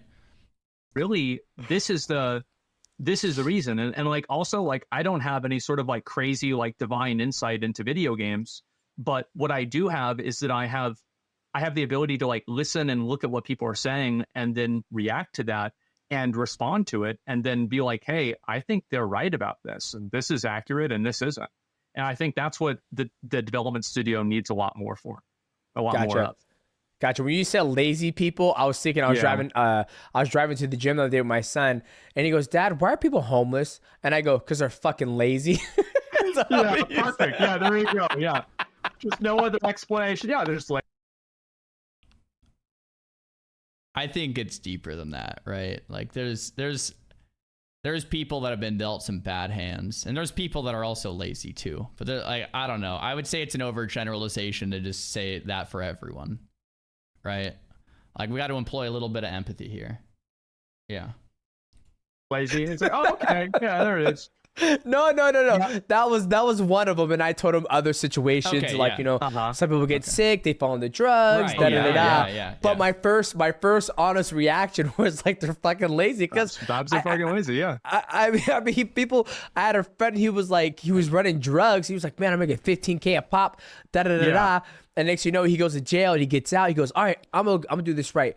I'm gonna get a job at Home Depot. He got his fucking first check after working 40 hours a week, and it was like I don't know, like it was like $600. He goes, "You fucking kidding me?" He goes, I'm going back to drugs. Yeah, I'm going back to drugs, right? Exactly. And I was just laughing, and that's why he went down that road, and then now he's doing good. But when you just said lazy people, when you're making a game, you're going to think about what will a lazy person do when they play this game. And that's going to be the meta, because it's going to be the easiest way to get it done and be successful at playing the game. And I just never looked at it that way. And it's absolutely fucking hilarious, I think. Yeah. That's the thing, is a lot of people, like, being lazy isn't always a bad thing. It just is bad if you're not doing anything. But like being lazy is also being efficient in a lot of cases. So like, for me, like I want to get something done with like as much time or effort as possible. That way, if I do it 50 times or I only have 2 hours, I can get the most out of those 2 hours. And so I think that it's just like a matter of mindset and understanding how players think and how players respond to content is something that I think really good game designers, like the people that made Classic WoW or like the people that made Elden Ring, that's the kind of like really like genius insight that both of those games are prime examples of specifically not rewarding lazy players. Elden Ring will not appeal to a lazy gamer because you have to die hundreds of times. You have to try and fail and try and fail and try and fail and try and fail and try and fail until you find a way to actually break through. You have to have a high level of persistence to actually beat Elden Ring, and that's what makes it so great. Classic WoW is another great example of a game that's not appealing to lazy gamers. You need to spend a considerable amount of time crossing Azeroth, crossing the world, networking, talking to other players, joining guilds, and there's a lot of downtime, but that's also what makes it so great. So I find it interesting that the two games that he uses as examples are counter examples to his point, right? That they have is that they can understand where people are coming from for these different things and try to, like, video game design, I think especially for MMOs, it is game design, but a lot of it is psychology too. Definitely. And the best designers, I think, understand the psychology just as well, if not better, than the actual game design itself. Damn. Okay. All right. Before I let you go, thank you so much for giving me your time, man. Ladies and gentlemen, Asmon is absolutely amazing. What is two last questions? Yeah. One, what is the best transmog? I like how he says two last questions. There's still like 20 minutes. Let's go. I was like, I don't want this to be over, man. This is great. That always gets the W when you used to do the transmog. You know, you go to this server, you do transmog competition, you go to this server. What's one that's like, oh, yep, that's what it is. This one wins, guys. I'm sorry. It's game. It's a W. What is it? If I had to say like anyone that I really like, I would say that any combination that makes Warrior Tier 3 gear look different than it already does, but it's also still really cool would be a winner. Because that's pretty much my favorite set in the game. Yeah, Dreadnought owns. Gotcha. Yeah. Which one was the hardest for you to get? Like for me, I've always, I never forget when, how when you play the game Tusks and then of Manaroth, eventually maybe? you're at burning Battle for Azeroth. I'm just using that for example. You can go back and do the Black Temple. And you keep on doing it every single week to hope you get the, Illidan's drop. Which one was it for you that you grinded the most for to get? If I had to think about that the most, I actually think that it would indeed be Illidan's Warglaves. Because So all of this happened before I streamed. So nobody even knows about this. Oh. But basically, I got the first Warglaive at the very beginning of Wrath of the Lich King, and I got it by looting it to myself without anybody else knowing that was going to happen. And so as karma for that, I then spent I was in Wrath of the Lich King, and then I spent the next 2 or 3 years every single week farming for the offhand Warglaive. And I think it took me like 55 attempts of doing it. 55, yeah. And think about back then, you needed a full raid to do Black Temple. So I had to get a whole raid together, get everybody in there and do that. And at the end, or actually I think towards like the middle or end of Cataclysm, an entire expansion later of farming it every single week, I finally got it. W. Wow. And so that was brutal.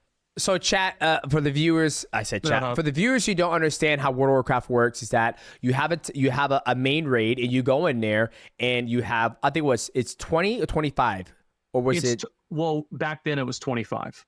Back then 25. Molten Core was 40 people, right? I think Molten Core was 40. But so you had 25 people and you all have your own jobs and you get one drop once a week. And then you have to wait the next Tuesday for it to reset and you go do the dungeon again. So he had to wait 55 weeks for the offhand to drop because it's bad karma. And I'm assuming when you looted to yourself, you were kind of the, what's it called? The guild, not the guild leader. You were the party leader and you get to dictate because everybody rolls for it. I was the master looter. You're the master looter. So nobody knew that it dropped and Asmon just slid right into his little satchel. I was like, guys, I'm gonna need this just real quick. Like, and then one guy was mad. I'm like, that's me. Don't worry about it, man. It's gonna be okay. It is what it is. And so that was an old game, right? I wonder if that guy is watching this right now, just still pissed off. That's the old me. And so I did that, and I had to pay for it with karma, having to spend an entire expansion farming the other one. But I did finally get it. Yeah. Okay. And then what has been your favorite raid in an expansion? I think that my favorite raid of all time is Ulduar. I really liked Ulduar. And besides Ulduar, Throne of Thunder from Mists of Pandaria was an incredibly good raid. I really enjoyed that a lot. Personally, I also like the first raiding tier of Cataclysm because I just thought like that was WoW That's and like fun. Looking back on it, there's like always so much like nostalgia that goes into it because I think about like, what was I doing back then? I remember like I had just finished a semester in college and like it was like Cataclysm came out and I just joined this new guild and like all the boys were back together. And so it was like, all right, let's go. And so like I was so excited and so happy about that. So I would say that probably was my those are some of my favorite raid tiers. But if I had to say one, it would be Old War. Gotcha. And what about your favorite expansion? Favorite expansion? I think Classic WoW is the best version of WoW. Classic WoW. I do, and I don't even think it's close. The reason why is like Classic WoW is the only game that's a true like MMO experience more than just like a like right now like you play retail WoW and it's basically everybody sitting in the city waiting to queue into another type of activity. Well, that's why when people say, Czar, should they add Season of Discovery arenas? And I'm like, well, that's just going to make it anti-WoW. Like, the more things that get you out in the world, the better the world is going to feel. And the more things that make you sit in a city and queue, the worse the world is going to feel. And yeah, I agree. Someone asked me this yesterday. I said the same thing. Classic WoW as an MMO is probably the best MMO. If I could have one version of WoW forever, it would probably be Classic WoW, right? It does that the best. Whereas like in Classic WoW, you have reasons to go out in the world with world buffs. You have reasons to go do different things in the game. And I think that makes a real MMO. And I think that a lot of developers and even Blizzard now struggles with how to make a game that has friction in the game without making it just awful.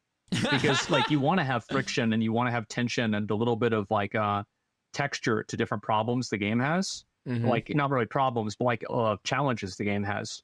But the problem now is that I think a lot of games are focusing too much on trying to overcome those problems rather than giving people the tools to solve them and feel good about solving them. Gotcha. Well, I think two things on that. I feel like one, you just hit it on a nail when you talked about earlier, lazy, right? Like when you would play, you know, the original Classic WoW, it's like, oh man, I got to run all the way over here to get this mission done, or I have to farm this much copper veins to level up, and then I got to make it, I got to do it. But when you did that, you have to put the hour, you have to put the grind in, and you can show off. Like there's some. I'm glad he's asking this question because that's exactly what I was thinking. It's of like, what's the affirmation that you did that. It's a payoff. Yeah, it's a payoff. For now, it's like you're right. Oh, I got a queue. Like I think there's a plus and a minus. I think the plus to it for a guy like me who has 3 kids and a wife, I sit in the city, I'm going to do one dungeon real quick, I'm going to get off. I don't have time to sink 2 to 3 hours in. I'll never forget, I was playing WoW one day. The wife went to work. We used to work at Red Lobster. And I was a lone rogue in Hillsbrad Foothills. And I remember putting 3 hours into the game. And I remember after 3 hours, I looked at my fucking inventory, my satchel. I got nothing done. I just ran around the foothills for 3 hours. And he still remembers it today, man. And he still remembers it. Like, those were the times you could spend like an entire week at level like 43, just like helping your friends run through dead mines and like just run around the world and discovering. It's like, what have you done the last week? Oh, I haven't leveled up once. I haven't made any gold. In fact, I spent some. I died a bunch of times and now half of my gear is broken. Like, yeah, exactly. Yeah. Just da da da da da, and I'm like, I'm wasting my time, but I had a good time. I enjoyed it. Had a good time. And then I think the second one was when they released Cataclysm. I think that kind of like killed it for me, so because I was so involved with the Cathalis, the Sunwell, Illidan, you know, just that whole Burning Crusade, and you know, Arthas, and then when Deathwing came out of the fucking death home, I was like, who the fuck is this guy? I didn't hear about him. I'll always hear about Sargeras, the Legion, all those guys. I'm like, what's going on? And that's what kind of like pushed me away from WoW. The Mist of Pandaria, I didn't even play that one. So I was like, you got fucking pandas fighting each other. I was just like, damn it. But yeah, I miss WoW dearly. It's okay though. Oh man, like yeah, and like Legion though, Legion did have that storyline again. I was really happy. Like that was fucking badass. Whenever like, especially Illidan, just like it's like disenchanting Gul'dan and just like follow me into the abyss. Oh like, yeah, this is fucking wow. Like yes, dude, this is what I want to see. And even Warlords of Draenor, like this cinematic for that, I think is like one of my favorite cinematics of all time. It's so badass. Was that the one where Sylvanas yells like for the Horde? I think it was Warlord. Yeah, that was, dude. Yeah, the WoD cinematic was the only. Oh, that wasn't. Oh, I'm thinking of BFA. Yeah, the BFA cinematic is one of my favorites. That one out of all, like a lot of them, really like stays with me. It's so cool, man. I was there in person too. when that got released. Blizzard is probably the king dingaling of cinematics. It's not even close. They're so good. Yeah, it's like, damn, can we just play this game? Can we just do cinematic the whole fucking time? That's what I thought the Warcraft movie was going to be. I thought it was just going to be an hour and a half cinematic. And like, I'm like, okay, I'm excited. This is what I want. Yeah. Rip. Oh, man. Okay, Asmon, this is your opportunity to tell people where they can find you, your socials, your YouTube, the Twitch. Where can they find you, man? Just Google Asmongold, you'll find me. That's it. That's my advice. Yeah. Just don't worry about the Wikipedia, boys. Yeah, don't worry about any of that. You just find me. Just Google any of the results are probably going to be me, whether it's YouTube, Twitch, Twitter, anything like that. But yeah, man, I do appreciate you having me on. Well, Xaryu technically, right? I had a good time talking about everything too. Absolutely. One last thing I totally forgot, and then I'll let you go. How do you feel about the new, where streaming is going? Right? What I mean by streaming is like you have Twitch, you have YouTube, you have Kick, you had fucking Mixer, you had Facebook Gaming. And how do you feel,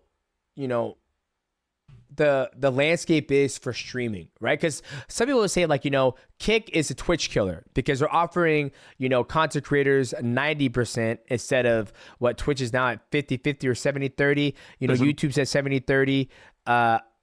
How do you see the landscape of streaming now? Because you've been streaming for a very, very long time, right? You see guys get exclusive content, exclusive contracts to YouTube, like Doc, Tim, Shroud, Dr. Lupo, all these guys. How do you see the landscape? Where I feel like I'm sure if you want to go to Kick, you can go to Kick because they'll give you a big ass contract. YouTube, same thing. Mixer, you could have did that as well. But for you stayed true to who you were because you built a community. But how do you see the landscape right now when it comes to streaming? I had opportunities to go to other platforms. And the reason why I didn't is I just didn't really feel like it was worth it in the long run. Because like I don't view myself, like I don't really plan on ever retiring from streaming or like stopping doing it. Like, let's say in 20 years, like there might be something else that I'm doing more of than streaming. But I never feel like I'm going to just stop streaming entirely, if that makes sense. Yeah. And because of that, like, bro, can you imagine like 65-year-old Asmongold like playing some World of Warcraft? It's like, dude, this is crap. The gray hair. Oh my gosh. I don't want to sabotage my own career or sabotage my own audience or like the way people see me by trying to like go after money, because money I think is going to happen no matter what, as long as you're really putting in the work and, putting in good content for people. So I don't really have a problem with people that do go to the other platforms. I think it's a great decision, right? Especially for somebody with like Dr. Lupo, who like had a wife and kid at the time. And it's like, this just secured his future for good, right? And his kid's future. And it's like, how do you not do that if you're in his position? I totally understand that. But for me, like, I think that right now it's a great space for somebody to stream in. Now, obviously, a lot of people have been like critical of the way that Kick, like the way it exists, right? Is it, it's because of gambling or whatever. Like for me, I don't really care a whole lot about this. Like, yes, it's true, but Twitch also has gambling content on it. Twitch has more gambling content viewers than Kick does. So it's like, I don't like, is this really where I'm going to morally draw the line? I don't really think so. But if somebody wants to, that's totally fine, right? And like, I have no problem. Like somebody says like, yeah, I think this is too much for me, and I'd rather just be on a platform that didn't support this stuff. I really respect people's opinion to like, or their autonomy, right? It's like their choice to be able to watch this or not, or be part of it or not. So I'm not against it either. But what I do think is important is that, like content creators think about the long term. I think that you see a lot of content creators nowadays, especially like the ones that are trying to get popular by doing, like harassing people in public and stuff like that. I think that it's weird, right? And it's weird. And I also think that the problem with it primarily is that I don't think that it's going to last. Like if you do this, you create an audience of people who like seeing somebody get fucked with, and eventually you're going to get fucked with and they're going to like seeing that too. True. And also like, it's content that has a shelf life. And so I just hope a lot of those guys like are aware of that, and they start trying to like make things that have more longevity as well, and like develop a career that has longevity. Because you're already starting to see some of those like kind of like prankster people kind of just like completely, fall off. And it's like, well, now you can't really go back on anything, right? It's like, how can you get a job in like the real world even, because you have like this weird reputation? So there's just so many problems with it. A lot of the I don't know if you guys watched any like prank YouTubers. I don't know if I can think of any off the top of my head. There was like Vitaly. Oh gosh. There's been multiple that have come out with just like massive like mental downfalls, and the few that haven't branched off and did something kind of different to hedge their bet. So I think what Asmongold's saying is pretty spot on. So Roman Atwood, yeah, but he created this like family channel. Sam Pepper, I think that speaks for itself. FouseyTube, that definitely speaks for itself. Right? So there's plenty of examples that kind of supports Asmon's claim there. And so that would be my advice. Yeah, I never understood that when people would be obnoxious on stream, and it would generate so many people. Like my kids, they watch iShowSpeed. I don't know iShowSpeed. I think Speed's great. I mean, and Speed in general, like I don't think he's really that bad of a dude. I like Speed. I think Speed's great. But like it's more or less like the harassers. Like Speed does things that are crazy and goofy, but there's other people that are like actively hostile and like aggressive. And like they'll go in public and like harass people for content. Like Speed usually just, you know, he sets his own room on fire, you know? Yeah. That's what I mean. I'm like, I'll sit there and my kids are watching. I'm like, I'll be making breakfast, and I just see a kid on TV just yelling, like blowing my speakers up. I'm like, why is that guy fucking yelling so loud? Right. And I'm like, I'm so disturbed. You guys are finding this entertaining. He just needs to relax, drink a glass of water. But that's what the people like. Yeah. Just chill out, right? And that's just my personality. Like sometimes I do be wilding out, but never obnoxiously where it's like, okay, this guy is looking for views. And I'm not saying iShowSpeed because I've seen some of his content where he's at Brazil dancing and doing his thing, which that's like the type of content I enjoy. And I never forget when I saw Kick first came out and I saw this guy who was trying to get a hand job from a hooker, and he had two dudes in the room. I'm just like, what the fuck? I'm like, what are you doing? I never heard about that. What are you doing? What? I'm not like, what? Why not just do this off stream? So I totally agree with you. Like guys who are looking for creating content around that stuff where it's like kind of like taboo. Yeah. They're not going to last very long.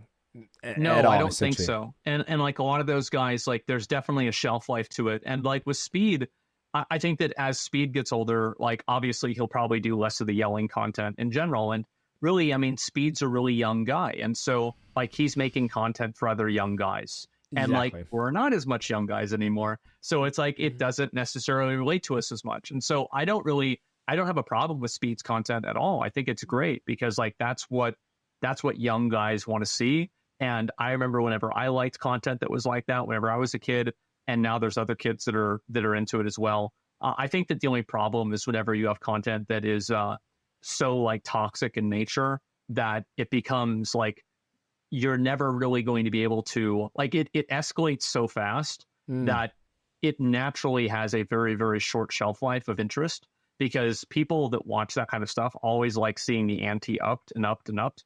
And eventually somebody ups it too much, like Ice Poseidon did. Yeah. And, you know, he had that thing where he was like, he got a bomb threat on an airplane. Jeez. And Twitch just permanently banned him. I said, this is too much, right? Because this like now we are providing a platform for somebody who effectively got a bomb threat called on an airplane because of his stream. And so I think that, you know, people that do that, like, I don't think that in a lot of cases they're like these really bad, horrible people that like, oh, let's talk about how bad these people are. I think they're just usually kids looking for attention and trying to do it. And it's like obviously bad that they're doing it, but I don't really take it as personally or think that they're like really horrible people. It's just, you know, that's what they're trying to do. They're doing their best and it's not really that great, but I just hope that they have a viewpoint of like, where is this going to go in like 2 years even, you know, 5 years, 3 years, because you're probably not going to make enough money to live for the rest of your life in 2 years. No, shit. I wish I could, but not gonna happen. and I got nothing but love for iShowSpeed. Just when I turn on the goddamn TV, and my kids are like, loud as hell. I'm like, why? Turn that motherfucker down. I don't know why he's yelling. And I forget that he is younger. I think he's like 20, 21 or something like that. 19. Man, I don't even know if he's. I think he might be 19. Yeah, he's really. Yeah, I was thinking about that, and then Kai Cenat, same thing. I didn't realize he was only like he's like 22 or 21 or something. It's crazy. So guy. he is a little bit younger. So yeah, I give him a pass. Just stop blowing my damn, Samsung TV up, guy. I think as you get older, it's just like you kind of just want to hear someone explaining and talking, explaining their point. And when you're younger, it's just like, give it to me, man. Like, yeah, I'm the same as Demetrius. It's like, calm down to the speakers just a little bit. Damn it. All right, Asmon. Thank you so much for your time. An absolute treat. I've always been a big fan of you, man. I love the content you keep on posting on YouTube and all the reaction videos. And your eyebrows, like, how do your eyebrows move like that? Have you I always don't even move know. I think it was honestly just because I was streaming and it was like a reward thing because like people would like say it a lot more. And then as soon as they started bringing it up, I started doing it more and it just kind of escalated, Oh, dude. It's like my favorite thing. Sometimes I was watching, I was like, look at his eyebrows, babe. She goes, yeah, they move a lot. And I was like, it's like its own brain. Like, do you see it? Do you see it? Yeah, two separate ones. So, ladies and gentlemen, thank you guys so much for tuning into this episode of the Mighty Cast with the great Asmongold. If you enjoyed this podcast, make sure you like, subscribe, and also hit the bell to know when we go live. Please leave a comment. Let me know what you think, and we will see you guys in the next one. Cheer. Well, damn. Cheese. Well, that was worth the watch. That was definitely worth the watch. It was an hour and 15 minutes. So I was like, I don't know if we should actually watch the whole thing, but I'm happy we did. That was a good one. Chat, W or L on that interview. Like that was pretty good. That was pretty good. Good conversation. The amount of yeah, that was good. Dude, the amount of people that came in here is like, I never expected Mighty Mouse to chat with Asmongold in the last like hour and a half. Yeah, that's kind of crazy, man. All right, let's play some World of Warcraft. There was a couple more reacts I guess we could have gotten to, but it's been live for like 3.5 hours, so we should probably play the game, I think, at this point.